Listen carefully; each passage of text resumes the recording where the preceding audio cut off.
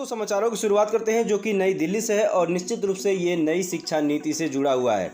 School शिक्षा की गुणवत्ता को बेहतर बनाने और उन्हें इंफ्रास्ट्रक्चर स्तर पर मजबूत बनाने के लिए सरकार ने वैसे तो कई अहम कदम उठाए हैं। इसमें फिलहाल जो खास है उनमें सरकारी स्कूलों को निजी स्कूलों के साथ जोड़ने की योजना है।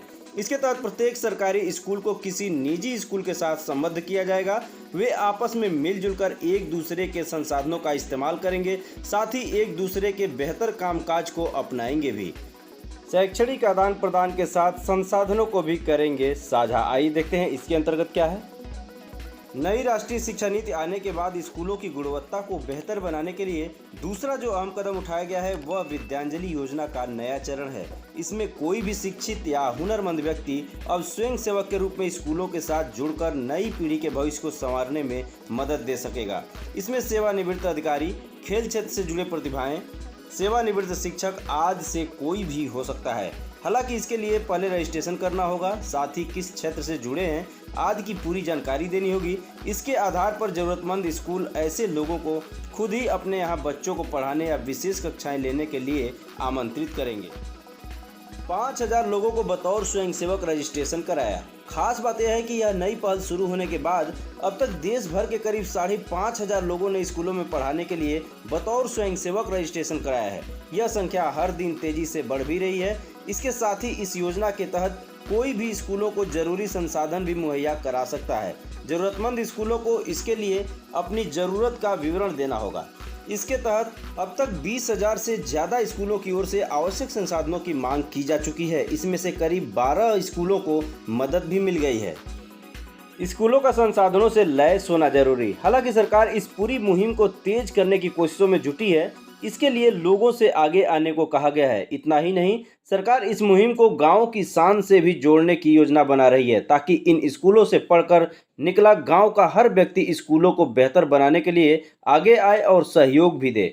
मौजूदा समय में देश के सभी सरकारी स्कूलों के अपने पक्के भवन तो हैं, लेकिन उनमें छात्रों की पढ़ाई से जुड़े संसाधन नहीं है। गुणवत्तापूर्ण शिक्षा के लिए स्कूलों का संसाधन से लैस होना जरूरी है। दोस्तों अगला समाचार आपके डीबीटी योजना से है। सीएम योगी ने डीबीटी के जरिए 1,80,000 करोड़ छात्रों के खाते में भेजे 19 अरब से ज्यादा रुपए। 60 लाख और बच्चों को मिलेगा पैसा। डीबीटी पैसा अभिभावकों के खाते में और जिम्मेदारी गुरुजी के माथे पर। तो सबसे बड़ी समस्या दोस्तों यहीं पे आगे खड़ी होगी कि अभिभावकों के खाते में पैसे तो जा चुके हैं, लेकिन उसका सदुपयोग गुरुजी कैसे कराएंगे, ये उनके लिए बड़ी चुनौती है। दोस्तों यहाँ पे स्पष्ट तौर पे आप देख पा रहे हैं, योगी ने कहा कि जिन अभिभावकों को यह 1100 रुपये की रकम दी गई है वो उससे बच्चों के लिए स्वेटर, बैग, यूनिफॉर्म व जूते और मोजे ही खरीदें। इसे सुनिश्चित कराने की जिम्मेदारी प्रधानाध्यापक व शिक्षक की होगी। वो इसके लिए अभिभावकों के साथ बैठक करें। तो दोस्तों ये बड़ी चुनौती है शिक्षकों के लिए।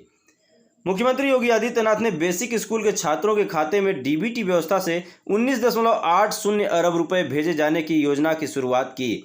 इससे छात्रों के अभिभावक स्कूली ड्रेस, जूते, मोजे और बैग खरीद सकेंगे। शिक्षक देखें कि बच्चे अब यूनिफॉर्म, जूते, मोजे में स्कूल आएं। मुख्यमंत्री ने कहा कि इस व्यवस्था का लाभ स्कूलों में पढ़ रहे 1,80,00,000 छात्र छात्राओं को मिलेगा। बाकी बचे 60 लाख छात्रों को भी जल्द ही रकम भेजी जाएगी। इस व्यवस्था के तहत हर छात्र के अभिभावक को 1100 रुपये दिए जा रहे हैं। डीबीटी तकनीकी का प्रयोग करने से विभाग को भ्रष्टाचार के आरोपों से भी मुक्ति मिलेगी। अब शिक्षकों को यह तय करना होगा कि बच्चे इन पैसों से यूनिफॉर्म, जूते, मोजे और बैग, बुक्स के साथ स्कूल आएं। जो बच्चे इसका पालन न करें उनके अभिभावकों से संपर्क करके व्यवस्था को मजबूत करने का काम करें।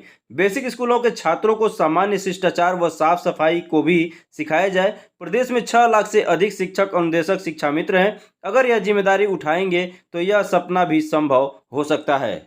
मुख्यमंत्री ने कहा कि सरकार ने यह तय किया है कि एक एक विद्यालय को जनप्रतिनिधि गोद लें, जिससे बेसिक शिक्षा के छात्रों को स्वच्छ पेयजल समेत अन्य बुनियादी सुविधाएं मिल सकें। इसके तहत अभी तक बेसिक शिक्षा के 1,60,000 विद्यालयों में से 1,33,000 विद्यालयों को इस योजना में शामिल किया जा चुका है।